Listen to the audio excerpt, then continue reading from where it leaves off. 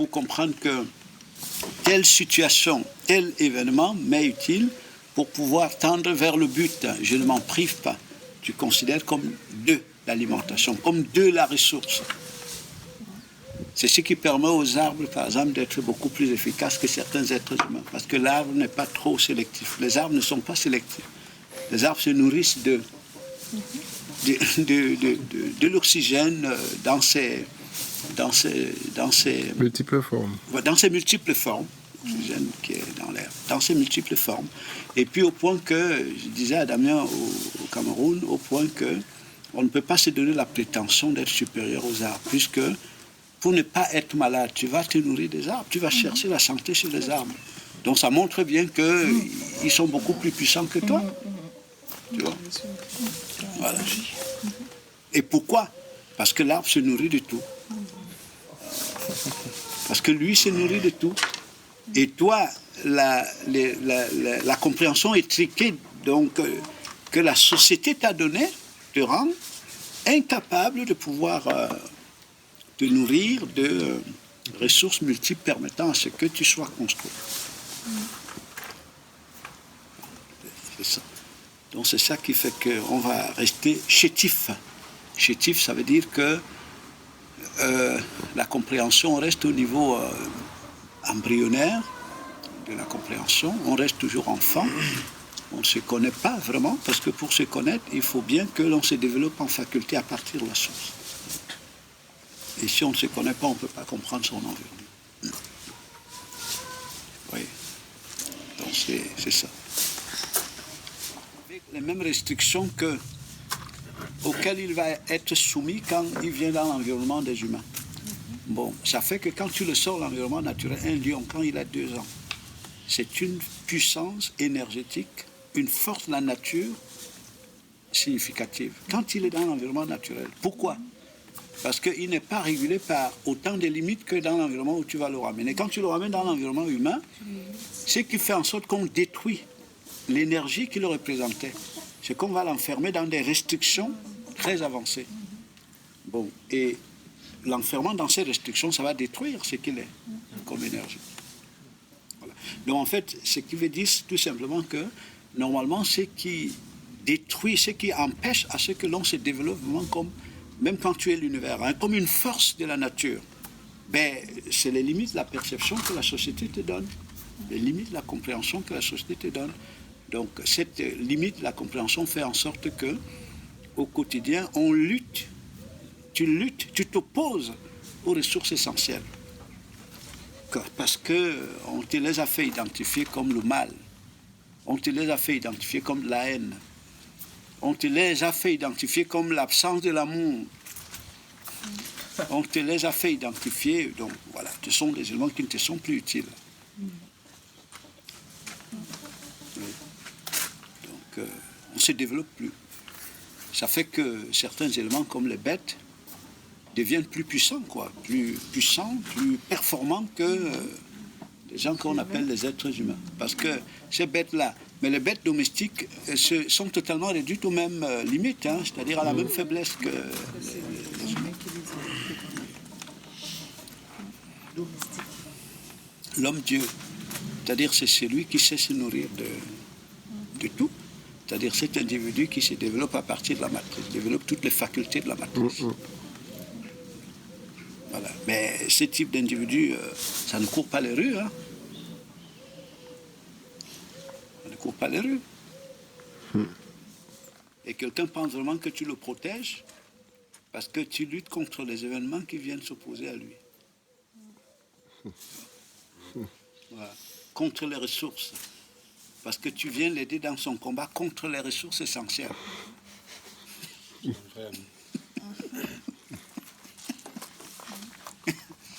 Voilà. C'est ça. Et c'est ça la vraie gouvernance. Parce que c'est vrai que si on amène tout le monde à exploiter les ressources de la nature comme les arbres, tout le monde devient principauté. Hein. Tout le monde. C'est ça. Oui. Parce qu'il n'y aura pas que certains sont scientifiques et les autres sont profanes. Tout le monde deviendra, entre guillemets, scientifique. C'est-à-dire que tout le monde revêtira l'univers au plus haut niveau et il observera l'univers à partir de l'univers. Tout le monde.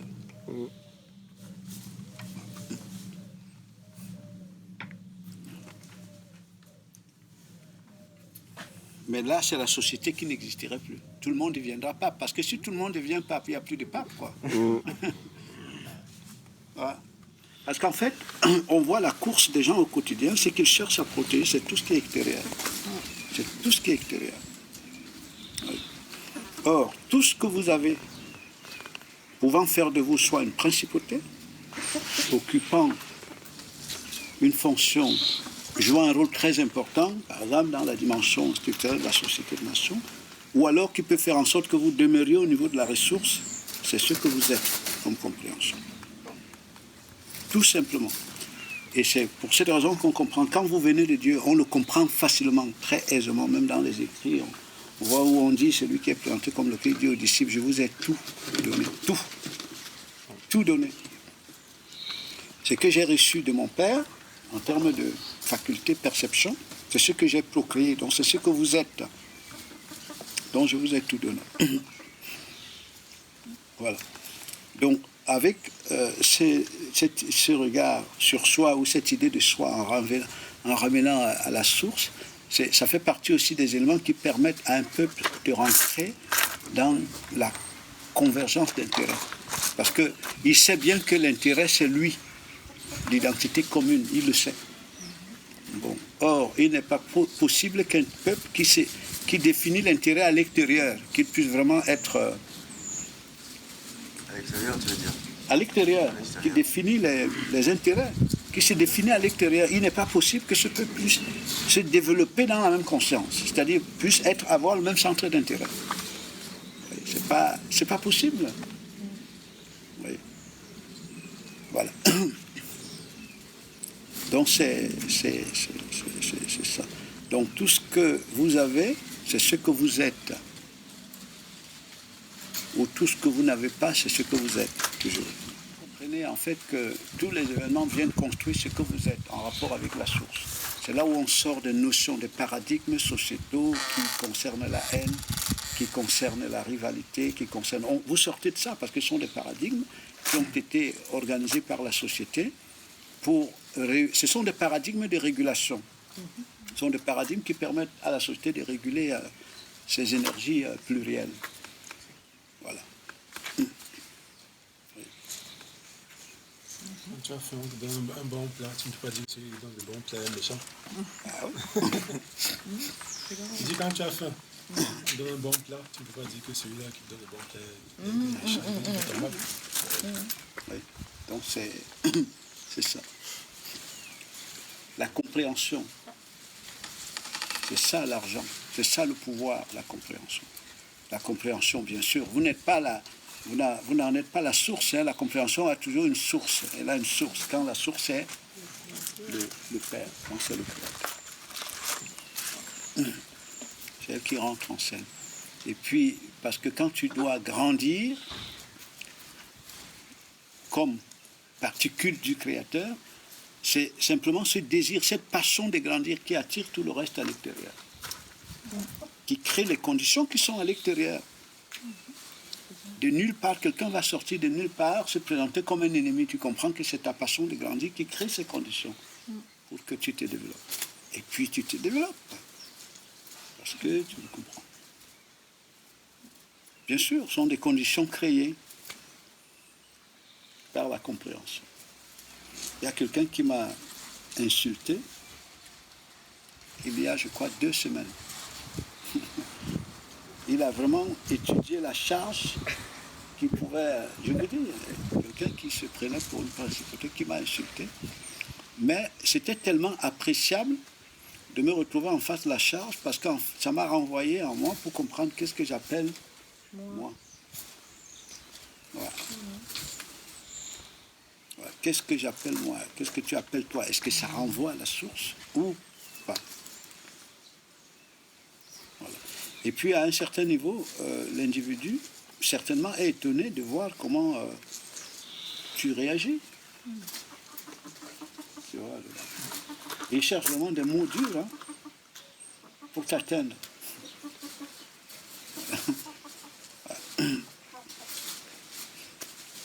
Les mots qui sont durs pour lui. Qui sont durs pour lui, effectivement. Parce que généralement, c'est souvent bien pensé. C'est-à-dire que quelqu'un ne pouvant pas t'atteindre autrement, c'est-à-dire il faut... Voilà. C'est le moyen fort. Voilà. Mais là où j'ai trouvé très intéressant, parce que c'est aller chercher au fond de moi. Parce que ça fait vraiment émerger clairement qu'est-ce que tu appelles toi.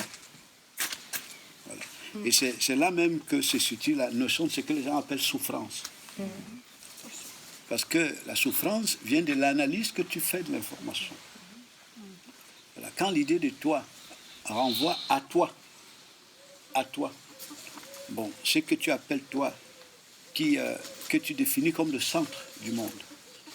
Donc tu t'attends à ce que tout paramètre extérieur vienne alimenter l'idée de toi. Quand ces paramètres ne viennent plus alimenter l'idée de toi, par exemple, tu viens t'humilier, mais ça provoque la souffrance au fond de toi. Tu ressens de la souffrance. Oui. Parce que la souffrance, parce que tu auras déterminé l'événement comme étant contre ce que tu appelles toi. Bon, mais maintenant, si l'idée de toi renvoie à une autre source, par exemple le Créateur, et tu comprennes que l'événement, c'est un cheval qui vient t'amener plus... Est-ce que tu peux ressentir la souffrance? Non. Au contraire, c'est la satisfaction, c'est la joie. C'est que tu vis la situation comme la faveur, comme une faveur. Regardez comme un sujet de joie parfaite les situations face auxquelles vous vous retrouvez. C'est ça qui construit. Je crois que c'est ça en physique. Ou une certaine branche de science où il est dit que la lumière, c'est la plus grande force de la nature. La plus grande force de la nature, la lumière. La lumière se déplace beaucoup plus vite que le son. La lumière. Elle se déplace beaucoup plus vite que la vitesse du son. Parce qu'on calcule par exemple la vitesse des fusées en rapport avec la vitesse de la lumière. On parle souvent des années-lumière. C'est-à-dire que c'est à partir de cette plus grande force qu'on peut calculer la puissance de certains engins. Et donc, or, la lumière, c'est la pensée. La pensée, c'est la compréhension. Qui dit force, veut dire aussi pouvoir d'attraction, c'est-à-dire pouvoir d'attirer vers soi. D'attirer vers soi, exercer de l'attraction sur les éléments se trouvant dans l'environnement où tu es pour t'en servir. C'est ça. Et ça nous renvoie vraiment à la personnalité du cœur, comme principale source d'attraction, qui attire tout vers lui. Voilà. Donc, ça fait partie des choses telles que si on comprend, si j'ai dit moi, ça renvoie au Créateur, vous pouvez comprendre ce que ça représente comme force, quoi. C'est-à-dire que tu attires à chaque instant les éléments, les ressources dont tu as besoin pour pouvoir t'épanouir.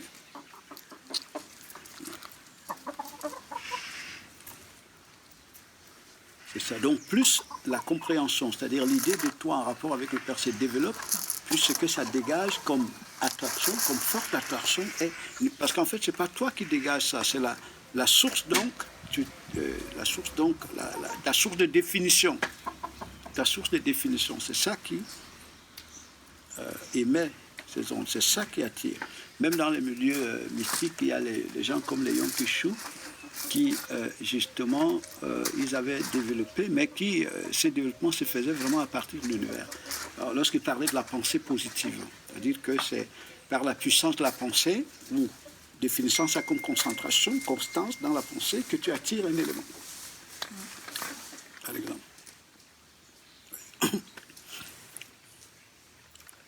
Donc, s'il n'y a pas ces niveaux d'évolution, on ne peut pas avoir des maisons, on ne peut pas avoir des bombes atomiques, on ne peut pas avoir des fusées, parce que ce sont des objets qu'on attire, quoi, pour les amener à la forme. Ce sont des objets qu'on attire. Et imaginez donc un peuple qui vraiment se découvre comme ça. Mais la participation de chaque membre, c'est de construire ce fond. Parce qu'on comprend bien que c'est vous qui êtes le pouvoir. Donc, il faut construire ça. C'est-à-dire chacun apporte son pavé, chacun apporte pour construire le fond. Parce que le peuple comprend que plus ce fond-là identitaire en rapport se développe, plus... voilà. Vous, quelqu'un que le papa ou la maman, tu vous dis que c'est un méchant. Ouais. C'est un diable celui-là. Ah ouais. Et les enfants, Ouais.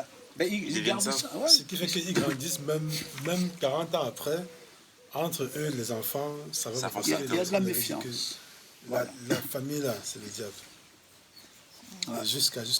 Ah ouais. Ouais. Mais ça va même au-delà de famille dans nos villages. C'est qu'en fait, c'est à partir du même paradigme qu'on nous a fait identifier les événements, circonstances au quotidien.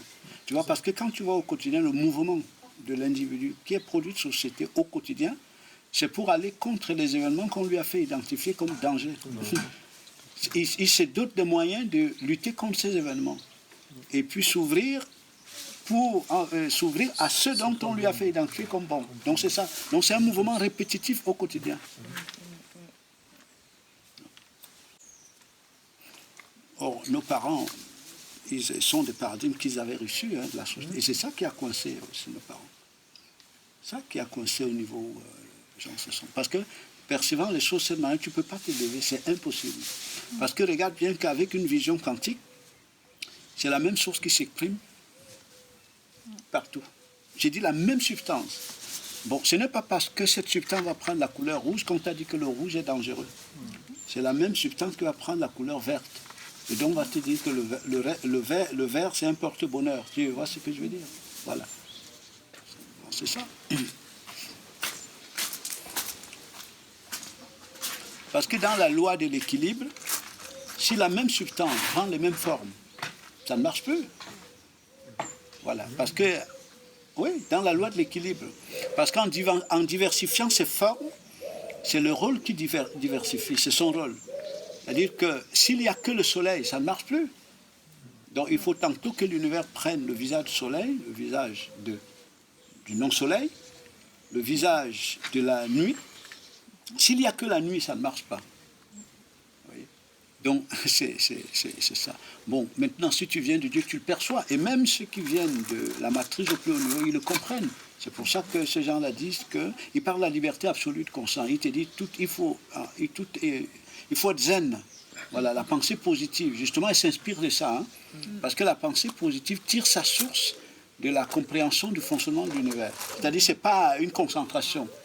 Une concentration en termes de pensée, non. C'est-à-dire que pour être positif, il faut être à un niveau de conscience avancé. Comprendre comment les choses fonctionnent. Oui. Oui. Parce que si tu fais l'expérience, n'importe qui, le Daniel, quotidiennement, un jour qui se lève, tu ne luttes contre aucun événement, tu verras qu'avant le soir, tu n'es pas le même individu. Contre aucun événement. Tu verras qu'avant le soir, tu n'es pas le même individu. Est-ce qu'on peut faire l'effort pour faire ça? Oui. Est-ce qu'on peut faire l'effort Hein? Non, j'ai dit si tu fais l'expérience. Bon, celui qui fait l'expérience, il reprend un niveau de compréhension avancé. Parce que c'est une question de compréhension. Hein. Voilà, parce que quand on dit par exemple le temps n'existe pas, ce qui existe, c'est l'énergie. Ce qu'on appelle le temps, c'est le mouvement d'énergie. Bon, et cette énergie-là, qui ramène à l'univers, c'est elle qui prend des formes multiples. Et comment expliques-tu l'événement face auquel tu vas te retrouver et que tu décris comme mauvais? C'est le temps en mouvement. Tu vois, cet événement peut apparaître sous la forme de Luc, mais c'est le temps. Sous la forme de Jeanne, mais c'est le temps qui est en mouvement. C'est ça le problème. Bon, mais qu'est-ce qui détermine le mouvement du temps? À moins que ce soit le temps lui-même. Si on dit comme ça, parce que certains pensent que oui, c'est le temps qui est Dieu, il détermine, mais non. Or, si tu observes à partir du Créateur, tu comprends qu'il y a quelqu'un qui régule le mouvement du temps et qui détermine ça. Si tu viens de cette source-là, dont le Créateur, tu comprends, et tu en fais l'expérience, tu verras, par exemple, tu vois le Menahem qui est là, quand tu vois très très bien, l'enfant n'est pas au même niveau de résistance du quotidien, parce que les paradigmes sociétaux ne sont pas encore très renforcés. Et tu verras que le rythme de l'évolution, quand il est tout enfant, est très rapide, jusqu'au niveau où les paradigmes sociétaux transmis par l'environnement, par le reste, se renforcent et ça ralentit son développement, c'est-à-dire le développement en termes de conscience. Parce qu'en fait, on rentre dans un mouvement perpétuel de lutte contre certains événements, ouverture contre d'autres. Sélection, tri. Ouais. C'est normal que, tel que je pense l'homme, depuis que j'ai 2 ans, que je continue à penser l'homme comme ça, 30 ans après ou 40 ans après. Vous voyez ce que je veux dire? Voilà. Parce que normalement, si j'évolue à partir de la source, mon regard sur ce qu'on appelle l'homme devrait changer. Voilà. C'est anormal que tel que je pense la sexualité depuis que j'ai 1 an, c'est comme ça que je la pense quand j'ai 50 ans après. Vous voyez? Ça veut dire qu'entre-temps, tu n'as pas évolué. Tu restes totalement enfermé dans le même paradigme. C'est anormal que tel que ce que j'appelle, tel que je pense argent, je continue à le penser comme ça 60 ans après. Ça veut dire qu'entre-temps, il n'y a pas eu évolution des consciences. C'est anormal que tel que je pense, la notion d'ennemi qui m'a été donnée par les parents, je fonctionne à partir de la même notion d'ennemi 40 ans après. Est-ce que vous trouvez que c'est normal? Non. Ça veut dire qu'entre-temps, je n'ai pas évolué pour me faire, moi, une opinion sur l'environnement. Je fonctionne à partir de l'opinion des autres. Je suis l'opinion des autres, pas mon opinion. Donc ça veut dire qu'entre-temps, je n'ai pas évolué. Oui.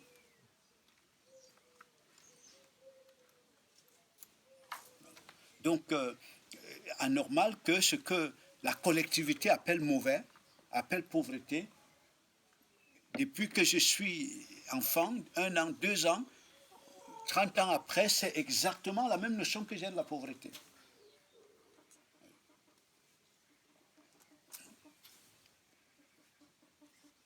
Parce que quand tu te développes, dans l'idée de toi, à partir de la source, tu deviens autonome. Cette autonomie se définissant à partir de l'évolution du regard que tu es, à partir de la source. C'est-à-dire que tu n'es pas dépendant de l'opinion collective, je veux dire en termes de société. Voilà. Mais ce qui rend la vie, transforme la vie en misère, en enfer, c'est qu'en réalité, nous fonctionnons à partir des paradigmes que les parents ont donnés. Comme je donnais l'exemple là, parce que le parent, discutant le terrain avec quelqu'un, il t'a dit ce sont des ennemis. Bon, toi aussi, 60 ans après, sont des ennemis. C'est comme ça. Quand on voit des gens qu'on nous présente comme les Einstein, tels qu'ils pensent le monde, quand il a 5 ans, c'est pas comme ça qu'il le pense 30 ans après. D'ailleurs, dans un article qu'il va publier, Le monde, comment je le vois, vous allez voir que ces gens-là, le regard qu'ils ont du monde, c'est-à-dire en tant qu'en espace cosmique, c'est pas le même regard qu'ils ont à 20 ans ou à 30 ans qu'ils avaient quand ils ont 5 ans. Mais qu'est-ce qui fait que nous, on reste au même niveau? Tu vois bien, on définit l'adversité de la même façon. On définit le danger de la même manière. Selon que les parents abrutis nous ont transmis les repères. C'est-à-dire on continue à fonctionner comme ça. Vous voyez? Et on reproduit la même chose. Vous voyez? Depuis que les parents m'ont parlé de ce que c'est que le mariage, j'ai atteint 40 ans, je pense toujours au mariage comme ils m'ont dit. Vous voyez? Alors que la société, elle a défini des normes dogmatiques, non pas parce qu'elle a l'intention d'élever les gens à l'intelligence, justement, c'est parce qu'elle a besoin de garder les gens au stade de programme, tout simplement. Et puis on fonctionne à partir de ça.